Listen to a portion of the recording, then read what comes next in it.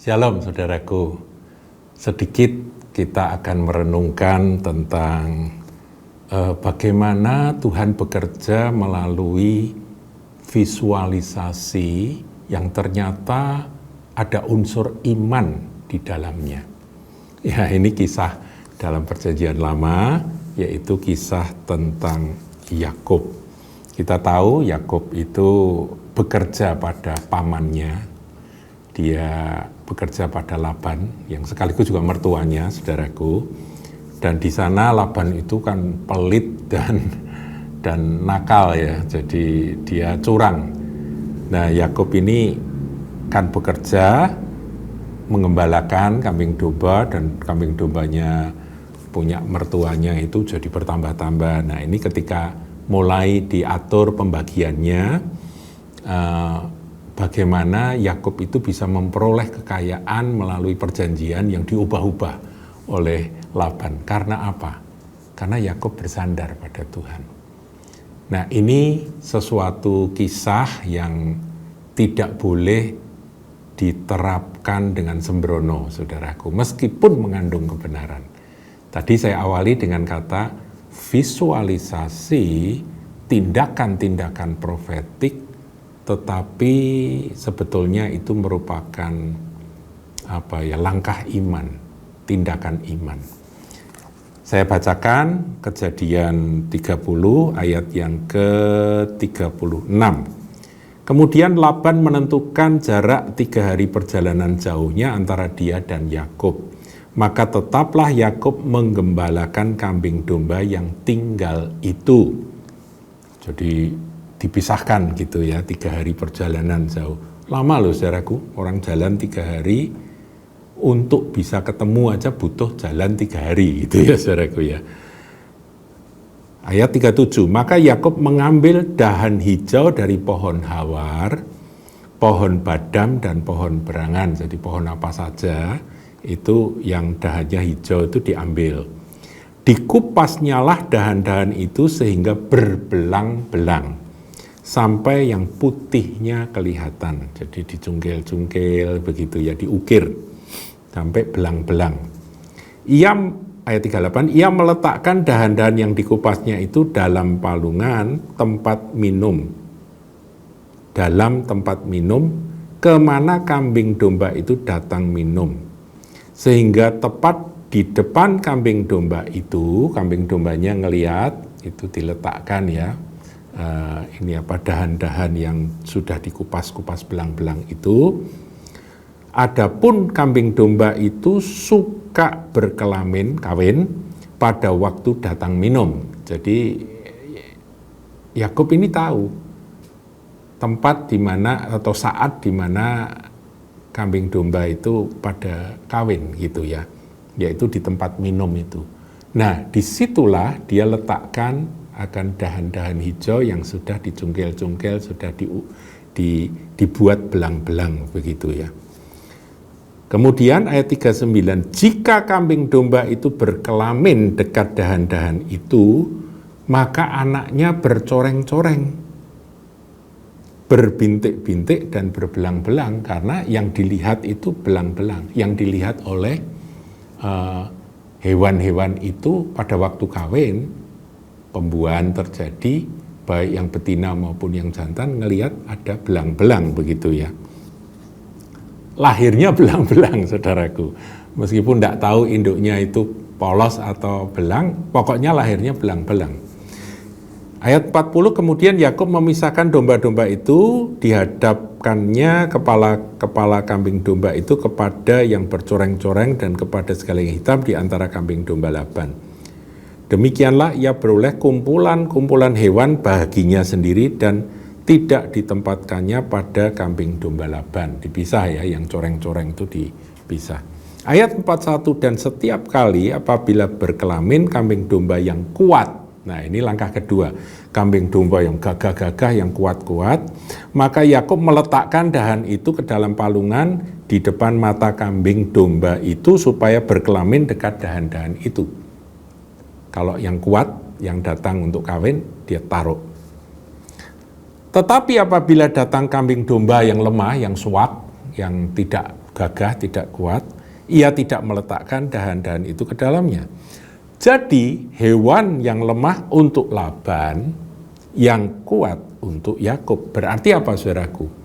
Setiap kali Yakub itu menaruh dahan-dahan pohon, dahan-dahan dari dahan hijau yang sudah diukir itu, yang sudah dicungkil-cungkil itu, yang sudah belang-belang itu, setiap kali anaknya jadi belang-belang. Makanya yang diambil yang kuat-kuat. Ketika domba yang kuat, kambing yang kuat mau minum dan kawin, diletakkan di depan mata mereka. Lahirnya belang-belang dan kuat. Coreng-coreng, bintik-bintik dan kuat. Ayat 43, maka sangatlah bertambah-tambah harta Yakub dan ia mempunyai banyak kambing domba, budak perempuan dan laki-laki, unta dan keledai. Jadi Yakubnya jadi kaya raya. Saudaraku, ini kisah di dalam Alkitab yang mana kalau ditiru begitu saja, artinya dikopi begitu saja tanpa doa dan pengharapan kepada Tuhan, ini bisa jadi tahyul, saudaraku. Bisa jadi tahyul, bisa jadi ya, bisa tidak. Diteliti oleh para ahli perhewanan, wah enggak mungkin itu. Enggak mungkin bisa. Jadi ini sebetulnya adalah peristiwa supernatural, peristiwa yang mujizat. Karena apa? Karena Yakub itu punya doa, punya keyakinan, Tuhan, aku akan memiliki kambing domba yang karena aturannya yang belang-belang punyaku, maka aku harus punya anak-anak kambing yang belang-belang. Lah, induknya tidak belang, tidak masalah. Seperti ini Tuhan. Nah, saya kira itu doanya dari Yakub. Seperti ini pohon hawar, dahan pohon itu yang hijau-hijau itu dibelang. Seperti ini belang-belang. Mereka kawin, hewan-hewan itu kawin, aku letakkan. Yang kuat-kuat kawin, aku letakkan. Lahirnya jadi, saudaraku. Ini adalah prophetic act. Jadi ini adalah langkah profetik, langkah iman sebetulnya. Jadi yang dinilai adalah imannya, bukan masalah tindakannya. Ngerti ya, saudaraku ya? Iman dari Yakub yang percaya bahwa akan jadi seperti itu. Dan benar, dicatat di dalam Alkitab, kambing domba itu lahirnya betul-betul berbelang-belang, coreng-coreng, dan bintik-bintik. Tidak polos. Nah, saudaraku, dalam segala hal ketika Anda bekerja, visualisasi apapun jangan berhenti pada harapan yang bersifat tahyul. Seperti banyak orang, wah itu Yakub bisa, aku juga bisa. Enggak. Doanya yang penting, saudaraku. Apa yang dilakukan oleh Yakub itu hanya tambahan, tindakan tambahan.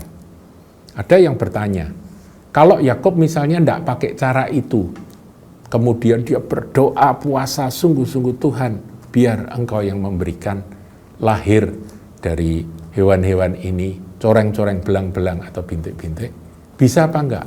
Jawab saya, bisa. Yang bikin Tuhan kok.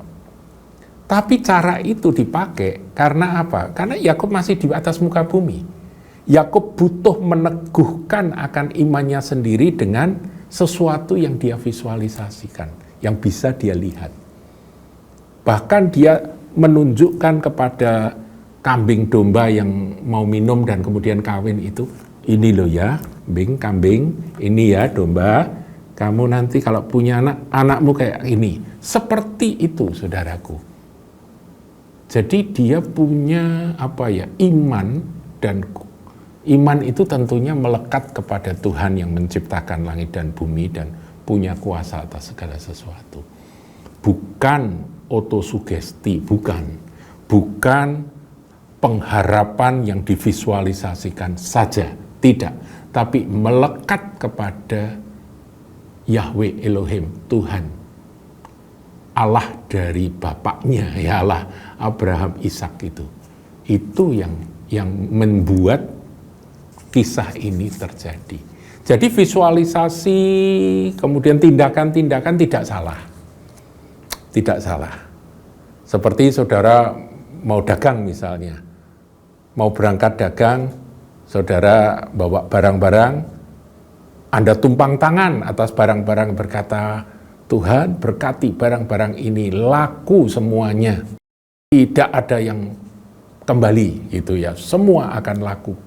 Kemudian saudara berangkat sambil mengucap syukur, sambil membayangkan bahwa barang-barang yang Anda jual itu nanti pasti akan disedot oleh toko-toko langganan yang Anda datangi. Itu sah, saudaraku, sah ya. Jadi tindakan saudara tumpang tangan, tindakan saudara membayangkan bahwa ini nanti akan laku, itu sah. Tetapi lekatnya iman Anda bukan pada kalau aku begitu pasti nanti akan laku, tidak. Anda berdoa kepada Tuhan di dalam nama Yesus. Ngerti ya? Jadi saya ingin meluruskan saja bahwa peristiwa kejadian bagaimana, ya kejadian 30, bagaimana Yakub itu akhirnya memperoleh akan kambing domba dari mertuanya itu sampai begitu banyak, dan yang kuat-kuat itu jadi miliknya Yakub, itu karena imannya kepada Tuhan, bukan kepada tindakannya. Tindakan itu hanya tambahan. Tidak salah, saudaraku, tambahannya. Seperti saudara tumpang tangan pada barang-barang yang akan Anda jual, laku, itu tidak salah. Tapi imanmu itu melekat kepada Tuhan atau kepada kemampuanmu sendiri atau kepada tahyul, itu salah.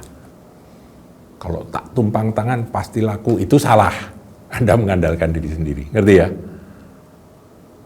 Jadi saya ingin kita menjadi dewasa di dalam membaca firman, menafsirkan kebenaran firman, dan juga dalam mempraktekannya di dalam hidup kita sehari-hari. Tuhan Yesus berkati.